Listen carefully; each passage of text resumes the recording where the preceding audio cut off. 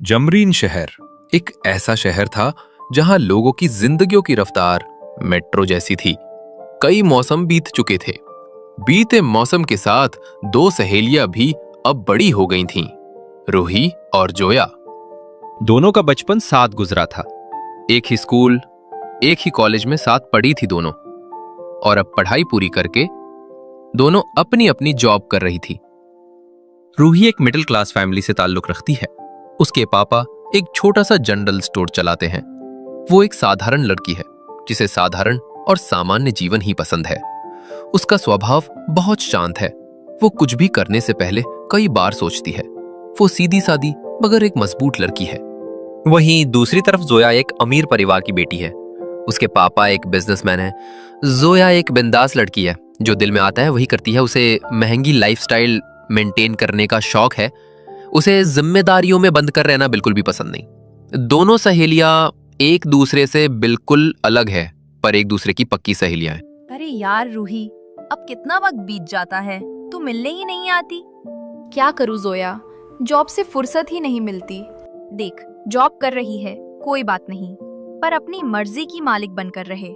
Job करने का ये मतलब नहीं कि तू कंपनी की नौकर ही बन जाए। अभी तू जितनी बॉस की बातें मानेगी, तुझे बाद में उतना ही प्रेशर झेलना पड़ेगा। ऐसा नहीं है जोया, मैं खुद ही छुट्टी नहीं लेती।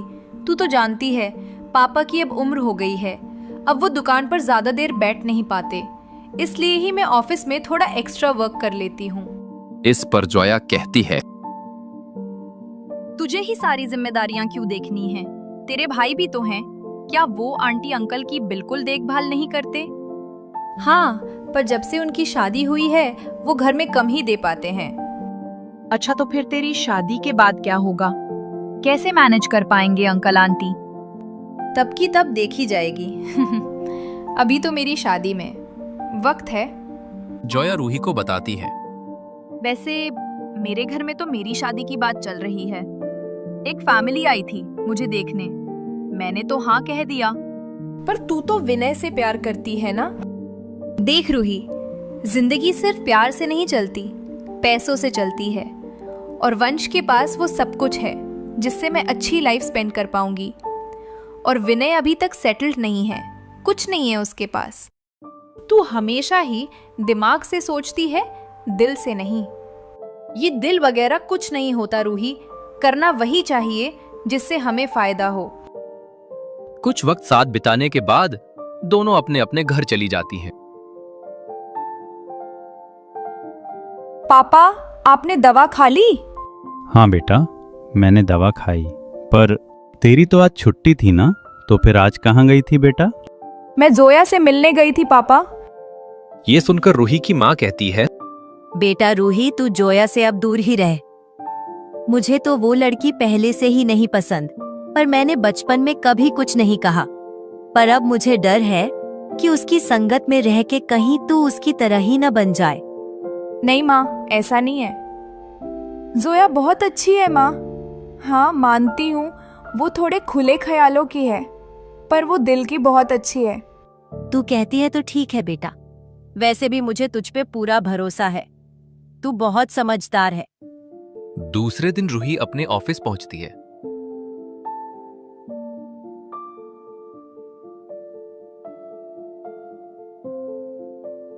रूही, आज तुम फिर लेट हो गई?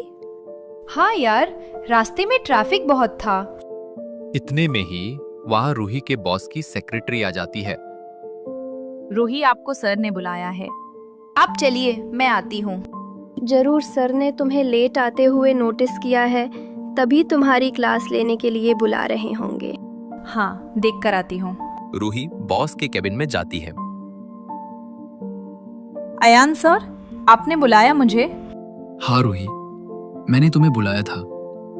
दरअसल मुझे तुम्हें कुछ कहना है रूही। हम बताइए ना सर, क्या कहना है? रूही, मेरी कंपनी में जॉब करते हुए तुम्हें 6 महीने हो चुके हैं। बहुत दिन से ये बात तुमसे कहना चाहता था। जी कहिए सर। जब तुम्हें पहली बार देखा था, उसी दिन से तुम्हें पसंद करने लगा था। पर जब भी कहना चाहा, हिम्मत ही नहीं पड़ी। पर आज कहना चाहता हूं। रूही, क्या तुम मुझसे शादी करोगी? मैं तुम्हें बहुत खुश रखूंगा। इतना सुनते ही रूही हैरान रह गई। वो 2 मिनट चुप रही, फिर बोली, सर आप तो जानते हैं मैं एक मिडिल क्लास फैमिली से बिलोंग करती हूँ। आपके पापा इस कंपनी के ओनर है और आप सीईओ। मेरा और आपका कोई मैच नहीं है सर। मैं आपको क्यों पसंद आई? रूही, मेरी लाइफ की तुम वो पहली लड़की हो जिसके साथ मैं अपनी जिंदगी बिताने की सोच सकता हूँ। तुम बहुत समझी हुई लड़की हो। तुम सिंपल हो पर स्ट्रांग भी हो। तुम्हारी यही सादगी मुझे बहुत पसंद आई। मैं हमेशा से एक ऐसी लड़की से शादी करना चाहता था जो जिम्मेदार हो और अपनी फैमिली को प्रायोरिटी दे। और जितना मैं तुम्हें जानता हूँ, तुम्हारे अंदर ये सारी खूबियां मौजूद हैं। शादी और जीवन साथी के बारे में अयान के ख्याल सुनकर रूही के चेहरे पर एक हल्की सी मुस्कान आ जाती है। वो अयान से कहती है, पर क्या आपकी फैमिली मुझे एक्सेप्ट करेगी? हाँ रूही, मेरी फैमिली के लिए मेरी चॉइस मैटर करती है और मेरी चॉइस तुम हो। और मेरे लिए तुम्हारा स्टेटस नहीं, तुम्हारा बिहेवियर मैटर करता है। वैसे तुम चाहो तो वक्त ले सकती हो, और अगर तुम्हें कोई और पसंद हो तो भी तुम मुझे बिना हेजिटेशन के बता सकते हो। नहीं सर, ऐसी कोई बात नहीं है। मेरी लाइफ में कोई भी नहीं है। तो बताओ, मैं कब तुम्हारे घर रिश्ता लेकर आ सकता हूँ अपनी मम्मी के साथ? रूही अयान को हाँ कह देती है। दोनों के परिवार आपस में मिलते हैं और रूही और अयान की शादी तय कर देते हैं। रूही इस रिश्ते से बहुत खुश थी और अब वो अपनी खुशी अपनी सबसे अच्छी दोस्त जोया से बांटना चाहती थी। रूही जोया को कॉल करती है। हेलो, आज कैसे याद आ गई तुम्हें मेरी? वो तो मैं मिलकर ही बताऊंगी तुझे। क्या बात है, बहुत खुश लग रही है। हाँ, मैं बहुत खुश हूँ। तुझे बताऊंगी तो तू भी बहुत खुश होगी। अच्छा तो बता, क्या बात है? नहीं, फोन पर नहीं, कल मिलकर बताऊंगी। ठीक है, मैं कल शाम 4 बजे कैफे पहुंच जाऊंगी। दूसरे दिन दोनों सहेलियां कैफे पहुंचती है। अब बता, क्या बताना चाह रही थी? पहले तू बता, तेरी शादी की तैयारियां कैसे चल रही है? शादी की लगभग तैयारियां हो चुकी हैं, बस लहंगा डिसाइड करना बाकी है। अच्छा, और तेरी शादी की डेट क्या है? अगले महीने की 20 को। पर तू ये सब अचानक से क्यों पूछ रही है? इस पर रूही जोया से कहती है, गेस व्हाट? व्हाट? मेरी भी शादी तय हो गई है।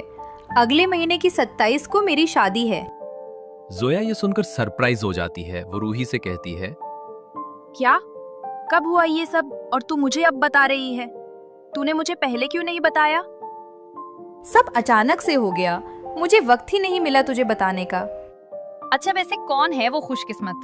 सीईओ अयान सिंह चौधरी। क्या? अयान सिंह चौधरी? मतलब चौधरी इंडस्ट्रीज के ओनर का इकलौता बेटा, जिसकी कंपनी में तू जॉब कर रही है? तू उस अयान की बात कर रही है? हाँ, मैं उसी अयान की बात कर रही हूँ। ये सुनकर जोया को अपने कानों पर विश्वास नहीं हुआ। उसने मन में सोचा, मिडिल क्लास रूही की शादी इतनी उच्च परिवार में कैसे हो सकती है? फिर जोया ने अपने तीखे अंदाज में कहा, वाह रूही, मैं तो तुझे भोली समझती थी, पर तूने तो बहुत लंबा हाथ मारा है। ये तू क्या कह रही है जोया? मैंने कुछ भी नहीं किया। एवन एक वीक पहले ही अयान ने खुद मुझे शादी के लिए प्रपोज किया। ये सुनकर जोया के मन में रूही के लिए जलन पैदा हो जाती है, पर वो अपनी जलन को छिपाकर रूही को बधाई देकर वहां से चली जाती है।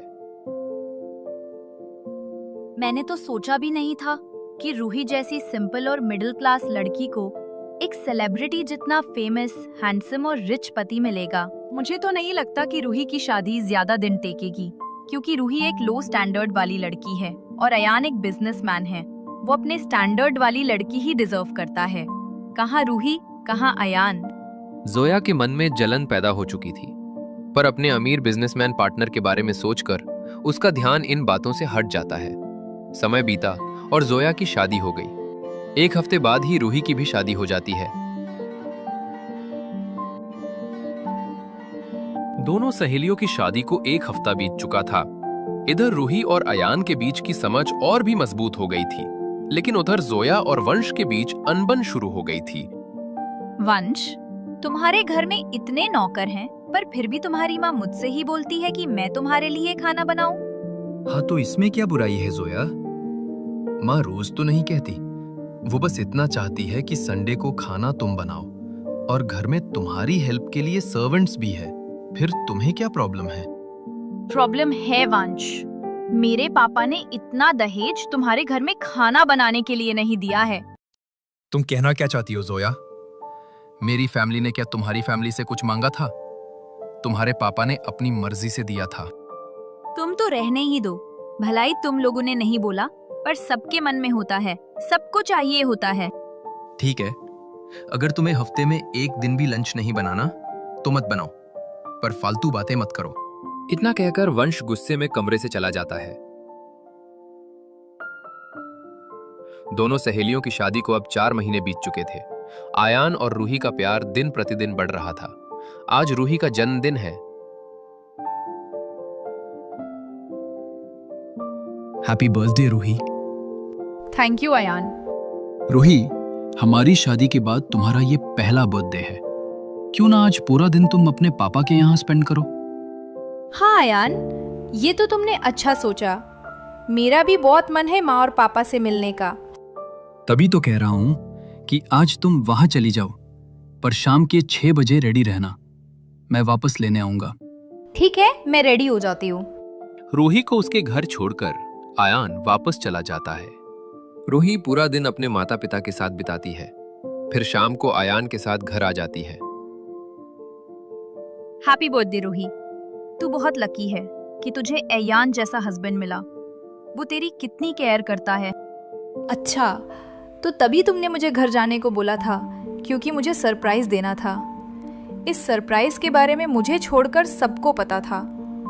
हाँ और क्या, अपनी वाइफ के लिए इतना भी नहीं करूंगा क्या? उसके बाद रूही का जन्मदिन धूमधाम से सेलिब्रेट होता है। सबके चेहरे पर खुशी थी, सिवाय जोया के। रूही के लिए आयान के मन में इतना प्यार देखकर जोया अपनी जिंदगी के बारे में सोचने लगती है। काश मेरी लाइफ भी इतनी ही अच्छी होती।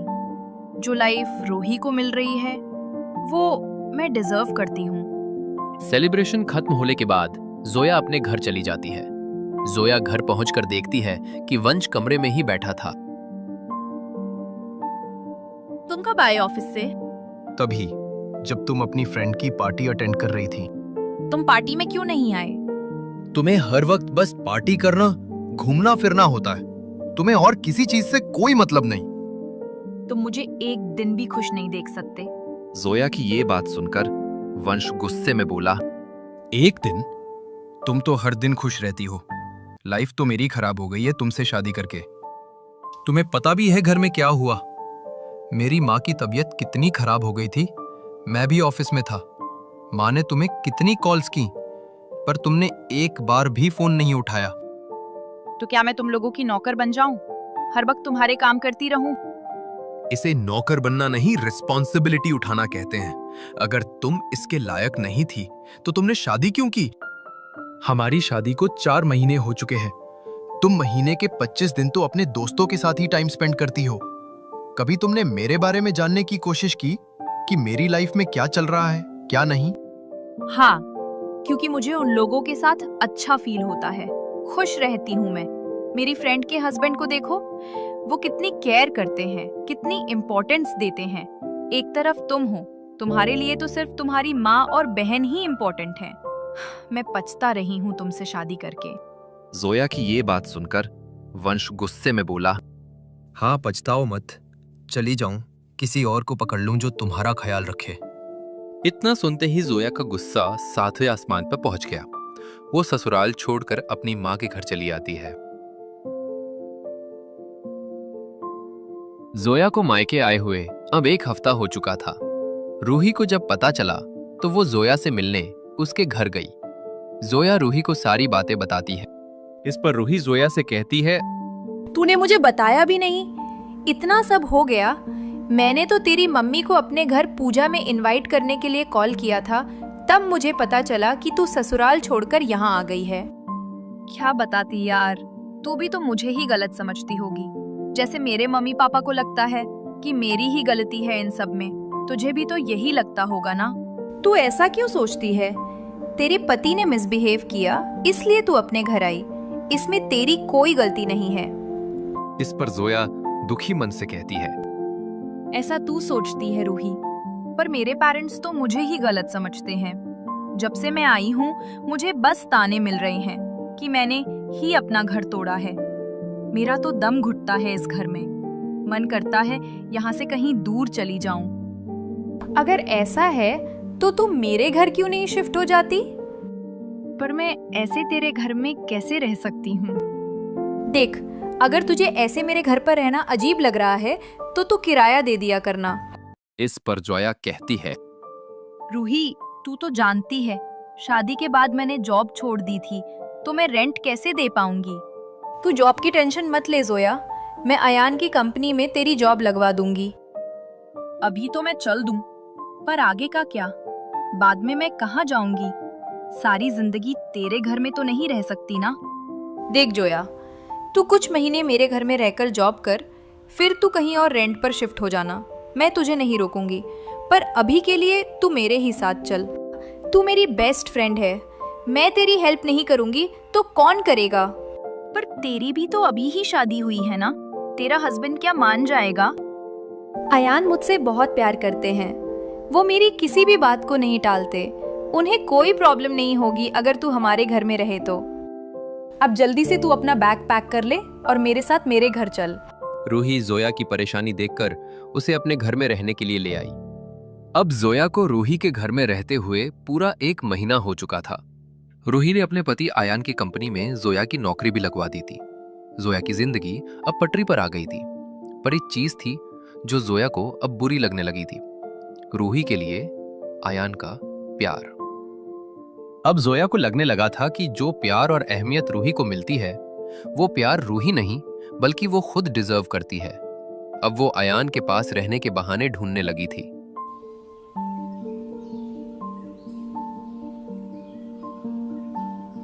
आज संडे है, मैं सोच रही थी कि शॉपिंग कराऊं।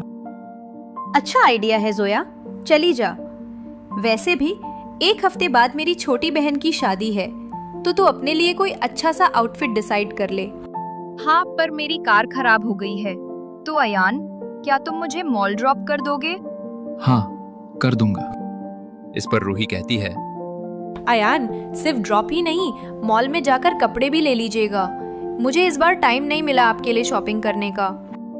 तो क्या हुआ रूही, आज चल के डिसाइड कर लो मेरे लिए कपड़े। अयान, मैं बहुत थक गई हूँ। मैं पहले ही 1 हफ्ते से लगातार शॉपिंग पर जा रही हूँ। शादी की तैयारियां करवा रही हूँ मम्मी के साथ, और कल भी मुझे जाना पड़ेगा। कल के बाद मैं 1 हफ्ते तक बिजी ही रहूंगी, इसलिए प्लीज इस बार खुद डिसाइड कर लीजिए अपना आउटफिट। इतने में जोया बोल पड़ती है, अयान, आप मेरे साथ चलिए, मैं शॉपिंग करवा दूंगी। आपके लिए इस बार शॉपिंग मैं कर दूंगी। आयान जोया को मना करते हुए कहता है, सॉरी जोया, पर रूही की चॉइस मुझ पर ज्यादा सूट करती है। रूही, अगर तुम चाहती हो कि निधि की शादी में मैं अपने लिए शॉपिंग करूं तो तुम्हें तो चलना ही पड़ेगा। आयान के जिद करने पर रूही माल चलने के लिए तैयार हो जाती है, पर जोया इस बात से चिढ़ जाती है। वो पूरी कोशिश कर रही है आयान के पास रहने की, पर आयान तो हर वक्त रूही के पास ही रहना चाहता है। मॉल पहुंचने पर भी आयान का पूरा ध्यान सिर्फ रूही पर ही था। जोया मन ही मन चिढ़ रही थी, पर बेचारी रूही को इस बात का बिल्कुल भी अंदाजा नहीं था। शॉपिंग के बाद तीनों घर लौट आए। जोया बिना कुछ बोले अपने कमरे में चली जाती है।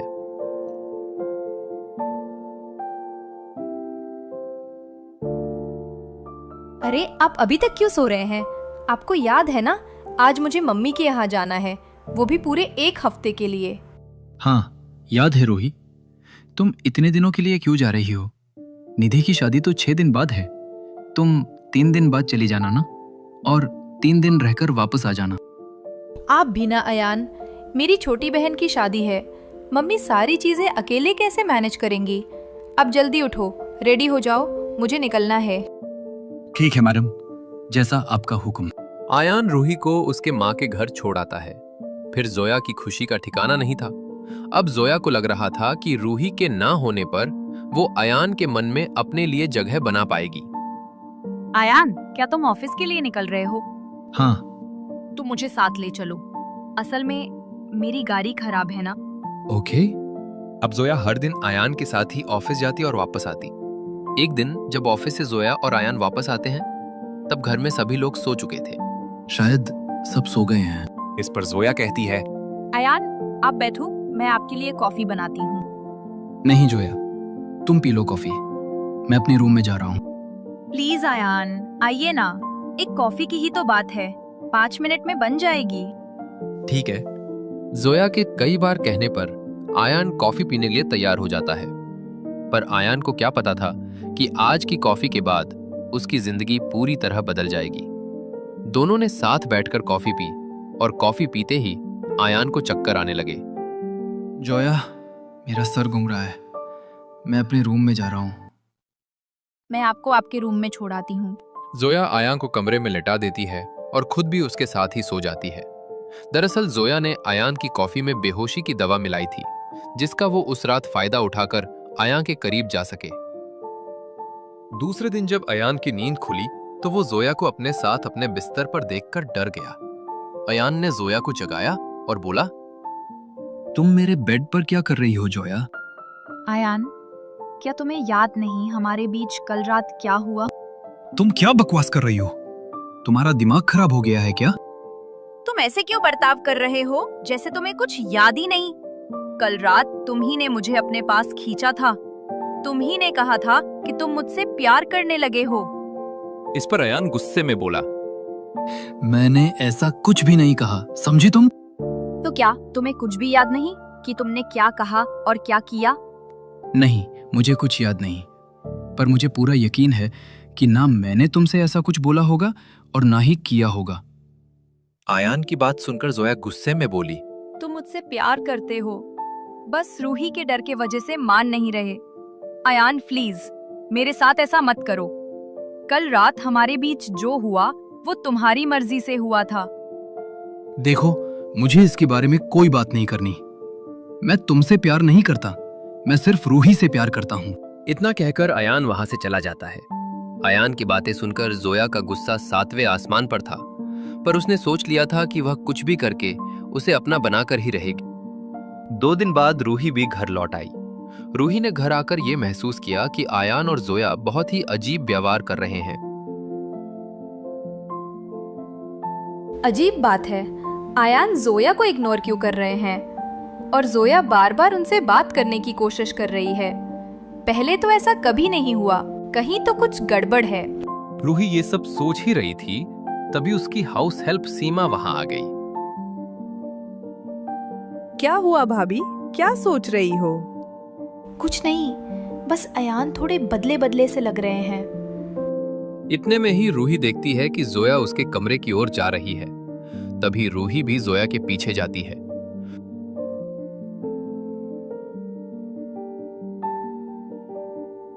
कमरे के बाहर पहुंचकर उसे अंदर से जोया की आवाज सुनाई देती है, Ayaan, please try to understand, I'm pregnant. उस रात हमारे बीच जो भी हुआ, उसके बाद मैं तुम्हारे बच्चे की माँ बनने वाली हूँ। तुम ही इस बच्चे को एक्सेप्ट करना ही पड़ेगा। इतना सुनते ही रूही के पैरों तले जमीन खिसक जाती है। वो स्तब्ध रह जाती है। उसकी आंखों के आंसू रुकने का नाम ही नहीं लेते। वो अंदर जाती है।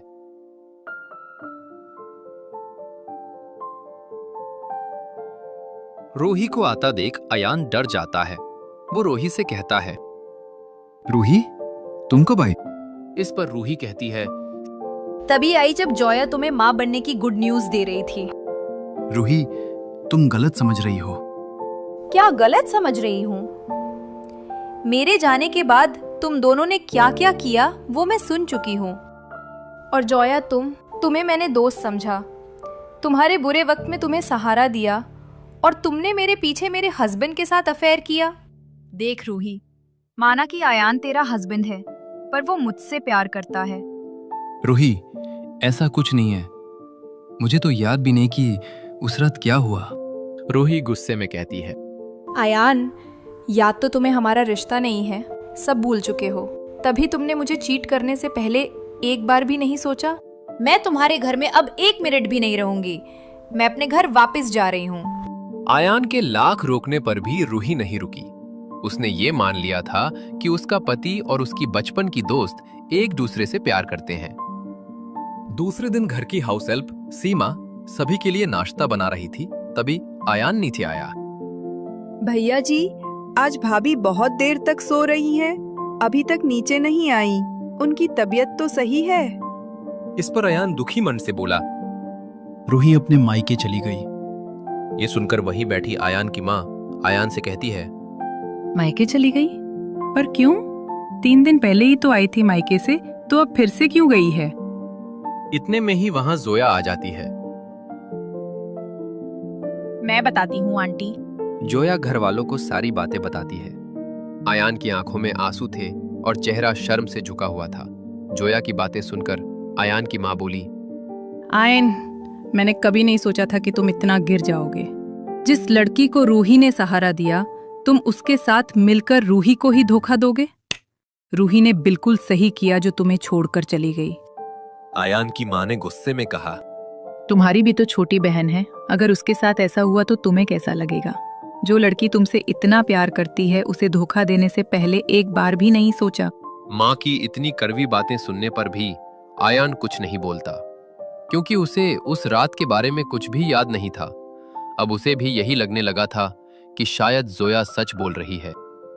आयान की माँ जोया से कहती है, और जोया, तुम जिस दोस्त ने तुम्हें सहारा दिया, तुमने उसी का घर तोड़ दिया। अगर आयान ने ऐसा कुछ करने की कोशिश भी की थी तो तुमने उसे क्यों नहीं रोका? तुम तो उसे रोक सकती थी। आयान की माँ ने गुस्से में कहा, तुम अभी इसी वक्त मेरे घर से निकल जाओ। तुम्हारे जैसी लड़की के लिए मेरे घर में अब कोई जगह नहीं है। जिस पर जोया तीखे अंदाज में जवाब देती है, आंटी जी, आप मेरे साथ ऐसा नहीं कर सकती। मैं रूही नहीं हूँ जो रो धो के चली जाऊंगी। मैं जोया हूँ और अयान का बच्चा मेरे पेट में है। जितना हक रूही का इस घर पर और अयान पर है, अब उतना ही हक मेरा भी है। आप मुझसे जबरदस्ती नहीं कर सकती। ये सुनकर आयान जोया से कहता है, तुम मेरी माँ से ऐसे बात नहीं कर सकती जोया। पर अब जोया पर इन सब बातों का कोई असर पड़ने वाला नहीं था। रूही ने आयान से दूर होने का फैसला ले लिया था। अब जोया का रास्ता साफ था। दिन अपनी रफ्तार से गुजर रहे थे। तभी एक सुबह जब सीमा जोया के कमरे में उसे चाय देने जा रही थी, तो उसने सुना कि जोया फोन पर किसी से गुस्से में बात कर रही है। मैंने तुम्हें कितनी बार कहा है कि अब मुझे तुमसे कोई बात नहीं करनी है, नहीं मिलना है। कुछ देर रुककर जोया फिर से कहती है, ठीक है, कल मैं तुमसे मिलने आऊंगी। 2 बजे मुझे कैफे में मिलना। पर याद रहे, कल के बाद ना तुम मुझे कॉल करोगे ना ही मिलने को कहोगे, क्योंकि मुझे अब तुमसे कोई रिश्ता नहीं रखना। ये सुनकर सीमा को जोया पर शक होता है, इसलिए वो रूही को कॉल करके सारी बातें बता देती है। ठीक है, कल जब जोया घर से निकले तो तुम मुझे कॉल करके बता देना। मैं देखती हूँ वो किससे मिलने जा रही है। दूसरे ही दिन जैसे ही जोया घर से निकलती है, सीमा तुरंत रूही को कॉल करके बता देती है। रूही और सीमा जोया का पीछा करते करते एक कैफे तक पहुंच जाती है। वहां रूही जोया को एक लड़के से बात करते हुए देखती है। ये तो विनय है। कौन विनय भाभी? विनय मेरे और जोया के साथ ही पढ़ता था। विनय और जोया रिलेशनशिप में थे। विनय जोया से शादी करना चाहता था, पर जोया ने किसी और से शादी कर ली। तो फिर अब जोया इनसे मिलने क्यों आई है? भाभी, कुछ तो गड़बड़ है। रूही जोया के जाने का इंतजार कर रही थी। कुछ देर बाद जोया वहां से चली गई और विनय वहीं बैठा रहा। तब मौका देखकर रूही विनय के पास गई। हेलो विनय, पहचाना? रूही, तुम इतने दिनों बाद? और पहचानूंगा कैसे नहीं। आओ बैठो। विनय, क्या तुम जोया से मिलने यहाँ आए हो? हाँ रूही। क्या तुमसे जोया के बारे में कुछ पर्सनल पूछ सकती हूँ? हाँ रूही, पूछो, क्या पूछना चाहती हो? क्या तुम्हारा और जोया का अभी भी कोई रिश्ता है? रूही, तुम्हें तो पता है, उसने मुझसे ब्रेकअप कर लिया था। उसे मुझसे शादी नहीं करनी थी।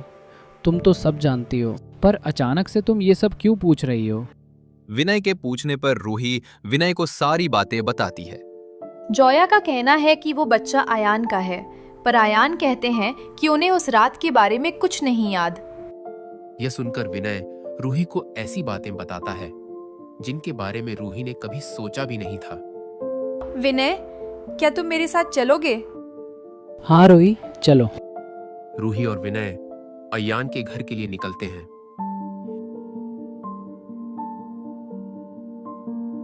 जैसे ही रूही घर पहुंचती है, उसे अयान मिलता है। अयान रूही से कहता है, रूही, तुम वापस आ गई। प्लीज मुझे माफ कर दो, मैंने तुम्हें चीट नहीं किया। और तुम्हारे साथ ये कौन है? अभी पता चल जाएगा। सीमा जोया को बुलाकर लाती है। रूही, तुम और विनय, तुम दोनों यहाँ क्यों आए हो? तो क्या मुझे तुमसे परमिशन लेनी पड़ेगी अपने घर आने के लिए? हाँ, बहुत जल्द ही तुम्हें इस घर में आने के लिए परमिशन लेनी पड़ेगी, क्योंकि मैं अयान के बच्चे की माँ जो बनने वाली हूँ। सही कहा, तुम माँ बनने वाली हो, पर अयान के बच्चे की नहीं, विनय के बच्चे की। विनय ने मुझे सारी बातें बता दी हैं। ये सुनकर अयान के होश उड़ गए। उसने रूही से कहा, क्या तुम सच कह रही हो? तुम्हारा दिमाग तो खराब नहीं रोही? तुम्हारे पास क्या प्रूफ है कि ये बच्चा विनय का है? प्रूफ विनय है। तुमने अयान से पहले ही विनय को बता दिया था कि तुम प्रेग्नेंट हो। इस पर जोया कहती है, अयान प्लीज मेरा विश्वास करो, ये बेबी तुम्हारा ही है। ये रूही झूठ बोल रही है, ये मुझसे जलती है। जोया की ये बात सुनकर विनय कहता है, झूठ रूही नहीं, तुम बोल रही हो। आयान, ये तुम्हारा नहीं, मेरा बच्चा है। दरअसल जोया ने 7 महीने पहले मुझसे ब्रेकअप करके किसी और से शादी कर ली, पर शादी के 1 महीने बाद उसे महसूस हुआ कि उसे मेरे जैसा प्यार और कोई नहीं कर सकता, इसलिए वो मेरे पास वापस आ गई थी, ये कहकर कि वो जल्दी ही अपने पति को तलाक देकर मुझसे शादी कर लेगी। पर पिछले 10 से 15 दिनों से ये बहुत स्ट्रेंज बिहेव कर रही थी। नाउ आई नो इसने ऐसा क्यों किया। ये मेरे बच्चे के ज़रिए तुमसे शादी करना चाहती है अयान। एक्चुअली गलती मेरी ही है। मैं ही समझ नहीं पाया कि जो लड़की एक बार मुझे पैसों के लिए छोड़ सकती है, वो मुझे दोबारा भी धोखा दे सकती है। तुमने मुझे तो चीट किया ही, और तो और तुमने रूही का भी घर तोड़ने की कोशिश की। तुम ना प्यार के लायक हो, ना दोस्ती के। रूही गुस्से में कहती है, मैंने तुम्हारे पति वंश को कॉल करके सारी बातें बता दी हैं। अब तुम अपना सामान पैक करो और निकलो मेरे घर से। मैं अपनी लाइफ में अब कभी भी तुम्हारा चेहरा नहीं देखना चाहती। सच सबके सामने आने के बाद जोया शर्मिंदा होकर रूही के घर से चली जाती है। अब वंश को भी उसकी हरकतों के बारे में पता था, इसीलिए वह वहां भी नहीं जा सकती थी। जोया अपने मायके जाती है, पर वंश ने उसके मम्मी पापा को सब बता दिया था, इसीलिए उसके माता पिता भी ऐसी बेटी को अपनाना नहीं चाहते थे।